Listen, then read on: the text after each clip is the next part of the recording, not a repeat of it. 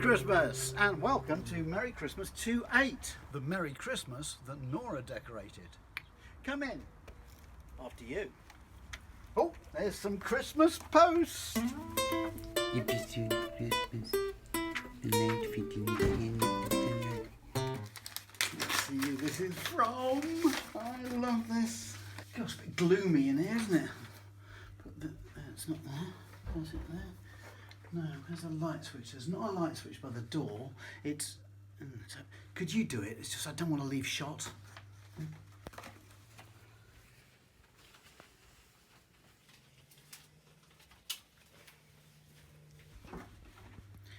Smoothly done.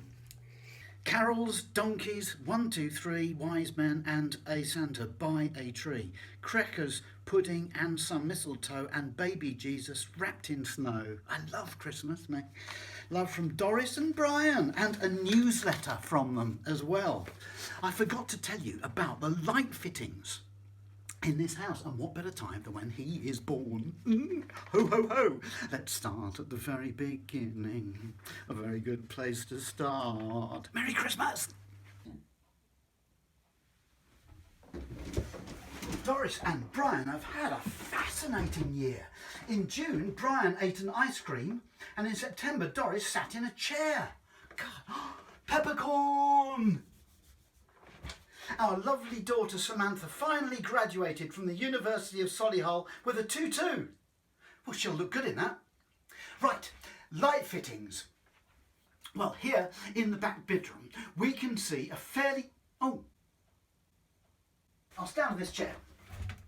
So here in the back bedroom, we see a fairly typical 1970s fitting. I don't know who Doris and Brian are. I mean, why are they sending me... Wait a minute. Are they that couple that I met at that party at Nuneaton following the mackerel incident? I think they... Anyway, that's a lampshade. Merry Christmas! Onwards! And here we are in the blue bedroom, where the lampshade is, you guessed it, Merry Christmas!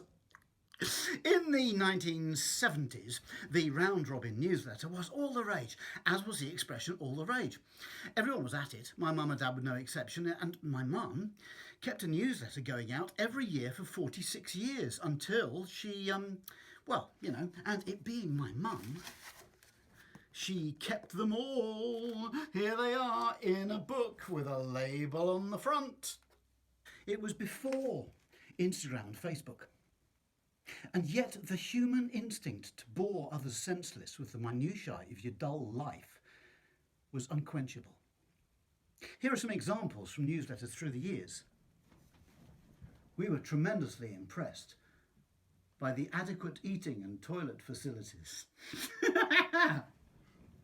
In April, we were converted to North Sea gas smoothly and without fuss. February was a fairly ordinary month.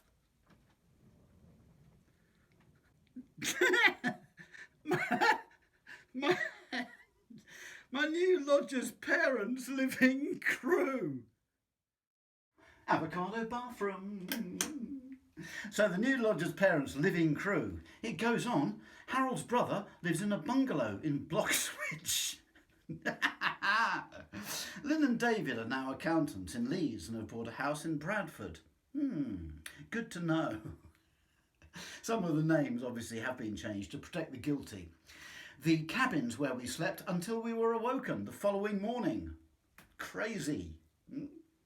And cousin June stayed, and then she and her poodle returned to Bristol to sort out her marriage problems. I didn't know poodles got married, really. But seriously, cousin June and her marriage problems, did you ask her, Mum, did you?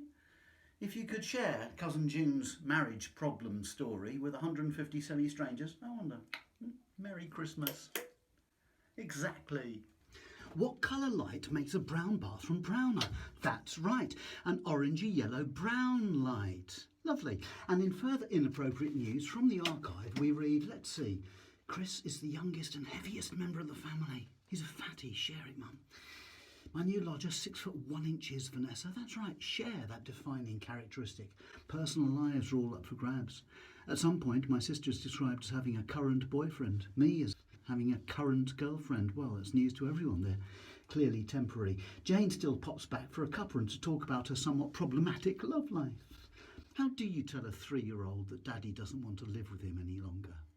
And like this bathroom, with its see-through shower wall right next to the front door, what should be private is rendered horribly public. Merry Christmas. Oh, come, all ye Carols. faithful, joyful and triumph. What an apt song for this, the master bedroom. I'm not going to show you the light fitting in here. It's just a paper moon. It always was a paper moon, but the old one was yellow and flattened and full of dust, skin and memories, and like the newsletters, had seen too much. Hello, doggy. Yeah, Merry Christmas to you too. What? Did you? Did you? What, and you can't unsee it? Yeah, no, that one. Okay, well, I'll see you later. Yeah. Bye. Oh, I'll get my bone later. Sing choirs of angels. Welcome back to the hallway. Yeah, Merry Christmas to you too. The hallway where 5 different doors have 5 different paint jobs, whereas the geometrically pedantic can point out the stairs are not spiral but helical, where choices are made, and where not 1, not 2, but 3 of these magnificent lanterns shine their light. From this vantage point, we can share everybody's medical secrets. I've had a varicose vein operation. Another diabetic friend, Barbara, went blind overnight. Kim had chronic degenerative reticulomyopathy, so my cousin Alan died 5 weeks later. The task was not helped by my having a varicose ulcer on my ankle. He's had 2 short spells in a psychiatric unit. I've had a urinary infection. Merry Christmas, everyone. It's been a good year for catching up with friends. I visited Pat in Bournemouth, Janet in Mottingham, had lunch with Jenny, before going to the funeral of someone I was at school with. Harold's mother is remarkably fit, apart from her lack of sight and bouts of diarrhoea. My friend Bill has got a new lease of life after his heart bypass operation, but he has got lip cancer, so Auntie Nellie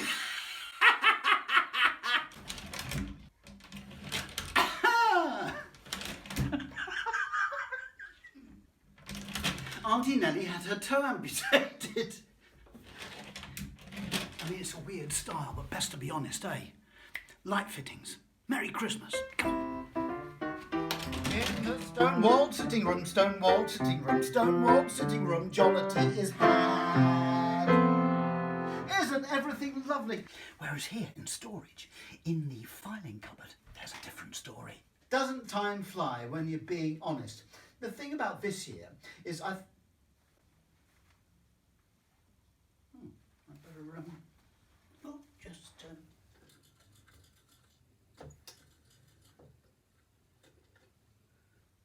that's handy.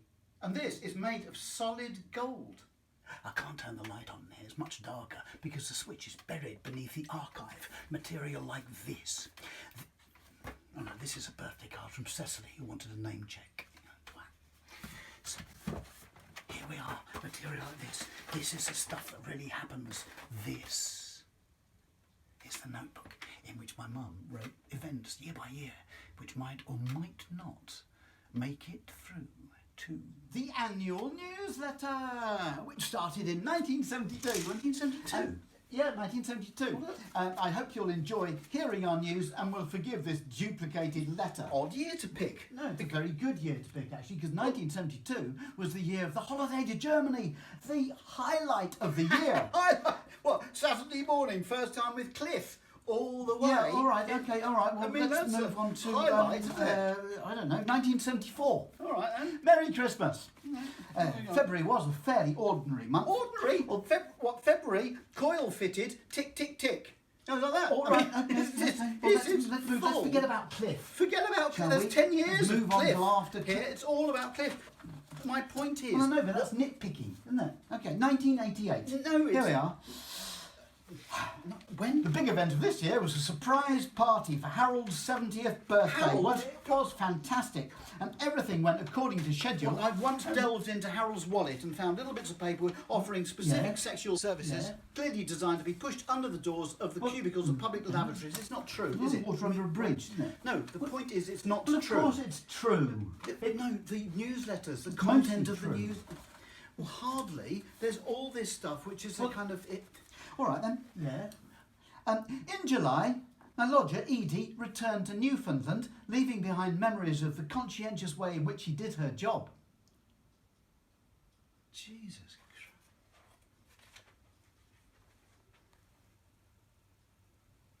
So, here we are back in the concertina-doored study-cum bedroom, once painted quince blossom and now euphemistically painted in white. This is the original light fitting though. This is the light that my mum stared at when she was lying in here recovering from cancer. Relaxing, handy. That creaking noise is twofold. First of all, I'm standing on a stepladder, but secondly, it's the sound of my brain trying to work out what is going on. I don't begrudge my mum having an affair, even an affair with a man like Cliff. I don't begrudge her wanting a sex life. You'd need it if you were married to my dad. But what... And we have all been through periods of so much pain when the only thing we can do is fib about it. But if there is so much to conceal, then why bother writing a newsletter? Why go to the effort of constructing a sanitised version of gossipy events to send to a mailing list of 200 people so that friends and family and their distant acquaintances could put it on the mantelpiece and the whole palaver becomes semi-public? Exactly. Why? Why? What? Oh, bother. Sorry, if you could just imagine that last scene, the whole thing done with my Christmas hat on. I appreciate it. Thank you. Continuity. Why? Why? Why, Mother, why? The lighting in here is a boring strip light. It really doesn't deserve to be filmed, but I have festooned myself with festive lights, and I think you'll agree it's working. Merry Christmas. Why? I'll tell you why. Boasting. It's pure and simple. It's boasting. I'm great. My kids are great. My house is great. My teddy bear curtains are rocking. Trouble with boasting, and to a certain extent, it's understandable. We're genetically programmed to be proud of our children, for example, even when it's not fully justified. Look at Brian and Doris with their lovely Samantha sitting on a chair at the University of Solihull. Great, but the thing about boasting is if you formalise it in a newsletter, if you get used to that's what you're going to do, it creeps into the soul, it gets under the skin, and before you know it, a few years in, you're boasting about things that don't deserve boasting about. Here's a little tip. Here are the rules of conversational engagement. If I say to you a thing, I'm going to wait for a clue from you to tell me that it's okay to continue. Hey, I went to the greengrocer's yesterday.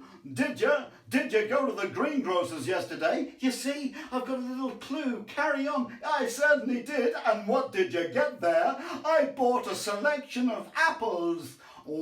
Wow! Beautiful. But if I say to you, I went to the greengrocer's yesterday, and you shrug, or make a mime as if you're going to strangle me, or run outside and phone for an Uber, I should shut up. And it's the same. It's the same, dear viewer, with the newsletter, or in the modern parlance, the Facebook and the Instagram. So next Christmas, when you're about to share some of the fascinating details of your family's history, before you hit the send button, pause, turn it off, and a Merry Christmas to everyone.